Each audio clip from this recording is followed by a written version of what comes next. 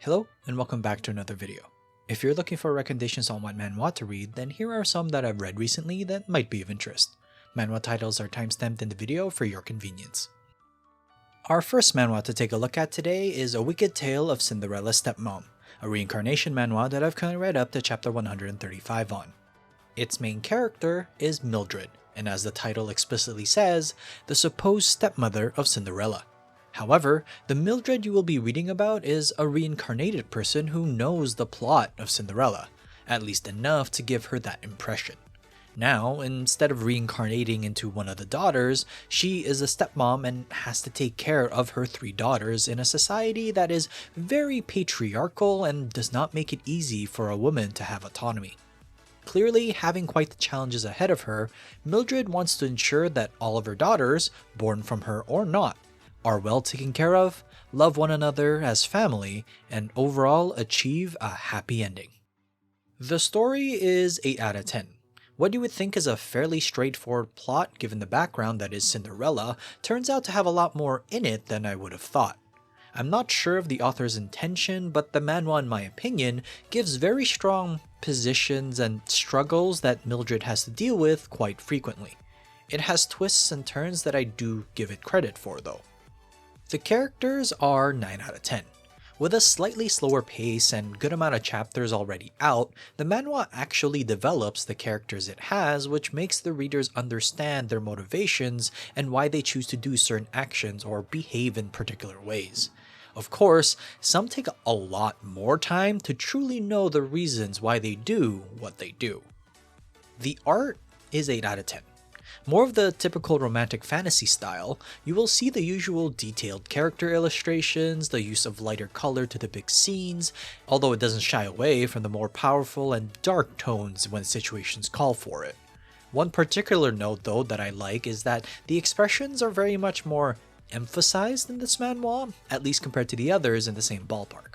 So if you're a fan of romantic fantasy manhwas where the context is taken from a well-known fable similar to How Can You Pay Back the Kindness I Raised You With Obsession from my previous videos, then take a look at A Wicked Tale of Cinderella Stepmom when you have a chance. This next manhwa to look over is Goldenprint, a regression manhwa that I've currently read up to chapter 57 on. The protagonist of this work is So Woo-jin, a construction supervisor who aspired to be an architect, but due to life circumstances, had to let it go. Through a series of events, Woo-jin finds himself back in the past. Now having this second chance at life, he wants to pursue that original dream of becoming an architect and successful designer. However, there are still the original life circumstances in the way. First, he has to deal with those so that he can truly focus on the dreams that he would like to achieve. Will he be able to do so, or will life come crashing down on him as it did in Woo-jin's first life? At least for now, prepare for a person who regresses and uses that knowledge to get ahead. The story is 6 out of 10. From the initial set of chapters that I've read, Goldenprint has a slower pace than most of the modern regression manhwas that I've previously covered. It does have a unique premise considering it's the first one I've read at least that focuses on the architectural design perspective for a main character. The characters are 7 out of 10. Considering that slower pace, you might think that it uses that time to develop a bunch of different characters.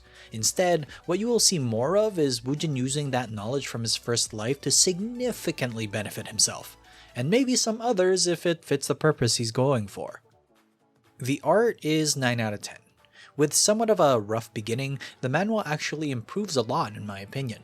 It's able to hold its own compared to some of the other titles that I've covered, and the uniqueness it brings from that architectural point of view allows for some interesting scenes that wouldn't make sense in any other context really. It really emphasizes those strong points, which I enjoy. So if you're a fan of modern regression manhwas similar to Genius Grandson of the Lone Shark King or The Life of a Returning Officer from my previous videos, and the perspective of a regressed construction supervisor / aspiring architect seems interesting to you, then make sure to check out Goldenprint. The Reincarnation of the Great Mage in Myth is the name of our next manhwa. It's a fantasy manhwa that I've currently read up to chapter 38 on. Shin Hae-yul is the name of its main character, taking place in a modern fantasy world where magic is used by people with the assistance of artificial intelligence chips implanted in their bodies that help with calculations. Hayol was looked at with bright promise from everyone when he was but a young boy. This quickly changed though when it was revealed that his body constitution was incompatible with the AI implants commonly used by mages to enhance their abilities. As he lived his life with this reality, he happened upon a fortunate encounter that completely flips the concept of magic for both himself and everyone around him.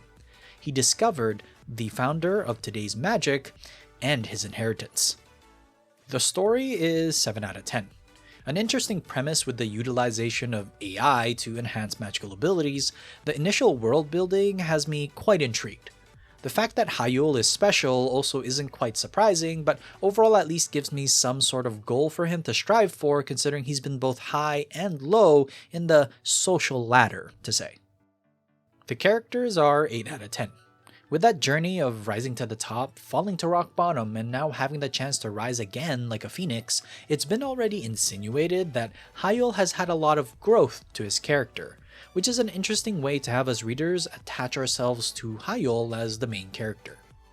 The art is 7 out of 10. Given the fact that AI magic is involved, this is now another manhwa that uses formulas and the like to depict the usage of magic. While taking on a more modern approach with the use of technology to enhance, the baseline for how magic is performed still lies in this formulae. So if you're a fan of fantasy manhwas where magic is represented through calculations similar to the Infinite Mage from my previous videos, then make sure to at least give the reincarnation of the great mage in myth a chance. Our next manhwa to look over is Please Be My New Sister, a reincarnation manhwa that I've currently read up to chapter 27 on. The focus of this story is supposed to be Yuri Christine Cassis, a princess who finds out that she reincarnated into a romantic fantasy novel that she read in her previous life. Yuri, however, doesn't like the original plot as she heavily favors the second female lead, Claire, and it just so happens that her brother is the other second lead of the original story.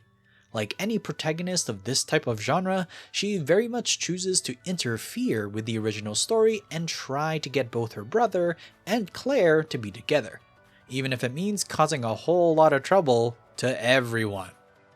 The potential is 7 out of 10. Given that the reincarnating into a novel is quite populated with the amount of manhwas that delve into it, this one actually presented a unique premise, at least for me. Yes, minor characters have been subject to many manhwa at this point, but trying to matchmake two second leads together is at least novel enough for me to be somewhat interested. The art is also 7 out of 10. Soft and light as usual is the color palette and presentation we see ourselves with this manhwa. Since Yuri is still a young noble lady, it does have a slight edge in the cuteness factor that it illustrates throughout the short set of chapters I've read so far. It also clearly will have some somber moments to it, but from an appetizer, it has potential in that department too. So if you're a fan of following newer stories and enjoy the romantic fantasy genre with the caveat of a very active main character whose motives may be positive but results may vary, then keep an eye on Please Be My New Sister.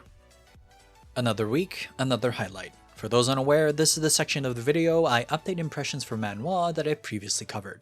Today's highlight is Doctor Live Again, which I previously covered as Doctor's Rebirth, which I've now read up to chapter 185 on. Info card and description will have links to my original opinion. Chun-Hui, our resident reincarnated medical professional and martial arts practitioner, has been living quite the busy life since the last time that I've covered this manhwa. From acquiring animal companions that help him along the way, to raising his martial prowess through training and acquiring elixirs. Chun-Hui has used all of this experience and gained power to benefit those who would need, at least in his eyes, help. Through the number of chapters we've seen, many characters come and go, and it's hard to remember them all, at least for me, if you kept up with it from the beginning. Chun-Hui has made many connections, and we see it coming to fruition slowly as he gets involved with the Wudang sect, as if it's fate. My previous score for this manhwa was 9 out of 10 for story, 8 out of 10 for characters, and 7 out of 10 for art. The story stays the same at 9 out of 10, as while I would say that the overall pacing has slowed down a bit, the current events and required time to actually go through them warrants that change of pace. Especially considering the amount of time that Chun-Hui has experienced and the fact that his connections with the Wudang sect has now brought itself into the forefront with interesting consequences. The characters also stay the same at 8 out of 10, as both new and old characters are consistently being utilized as necessary to bring forward the overall plot and growth that Chun-Wi must go through. It's nice to see that some earlier characters that were saved by Chun-Wi and probably forgotten by me actually have some utilization now.